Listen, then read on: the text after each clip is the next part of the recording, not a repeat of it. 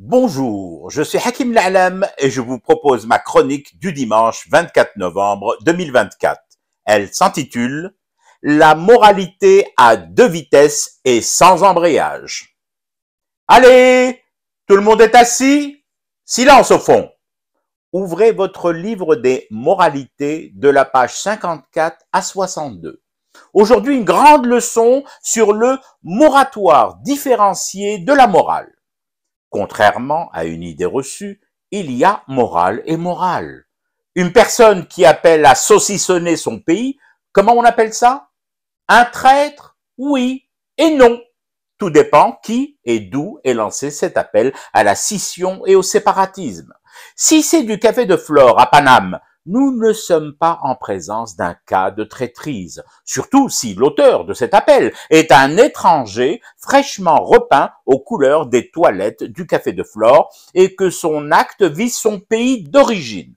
Dans ce cas de figure et de figura mqazdara, à la suite de l'Académie des idées fixes du CRIF et de toutes ses succursales déclinées en panthéon lamentant, nous parlerons au contraire d'héroïsme, jamais de traîtrise. D'ailleurs, et comme précisé dans le paragraphe 6 alinéa kabbalistique, des récompenses, des prix Banania doivent être décernés à toutes celles et tous ceux qui auront eu le courage cachère de crier haut et fort de la cave des éditions Gali J'en ai marre tout le mal qu'ils pensent du pays d'origine qui les a nourris, éduqués, fait travailler à des niveaux de responsabilité très élevés et sur lequel ils crachent aujourd'hui toute leur bile, sécrétion dopée au chlore de la piscine.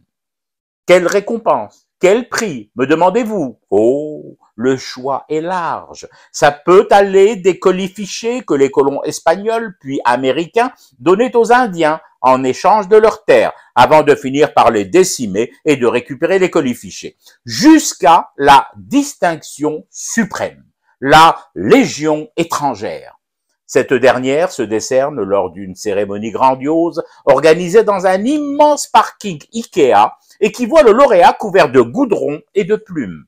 Un rituel qui oblige son récipiendaire à ne pas se laver jusqu'à ses derniers sacrements prononcés par un rabbin au champ, ou un prêtre carrefour, ou un moine bouddhiste circoncis. Vous suivez toujours?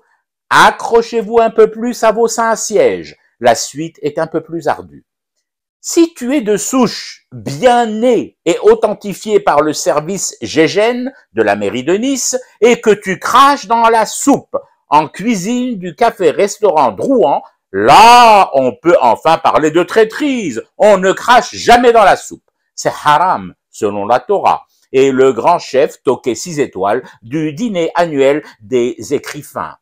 BFM, CNews, LCI, I24, Frontières et autres écuries de la bien-pensance se chargeront alors de brosser de toi un portrait arrangé, travaillé et fardé comme le visage d'une vieille péripatéticienne.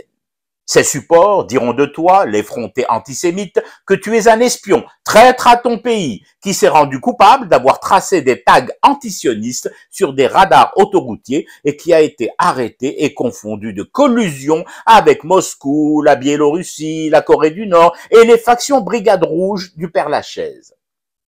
Que doit-on retenir de la leçon de ce jour, les enfants? Qu'il faut voter une loi interdisant le travail un samedi à l'Assemblée et au Parlement de Fafa. Oui, bien sûr, ça va de Shoah. Mais encore, voilà, très bien, élève Arthur, nous retiendrons que rien n'est jamais blanc ou noir. D'ailleurs, le noir, pas bien du tout. Le brun, à la limite, mais au pas de loi, le brun, toujours au pas de loi. Sinon, tu risques fort de trébucher aux portes du Panthéon. Demain, n'oubliez pas, cours de yoga. Et n'oubliez surtout pas vos tenues, cravache, string en cuir et votre livre des positions républicaines, page 69. En attendant, et pour vous mettre en bouche, fumez du thé pour rester éveillé à ce cauchemar qui continue. C'était Hakim L'Alam, je vous retrouve demain pour une autre chronique et une autre façon de dire son amour à l'Algérie.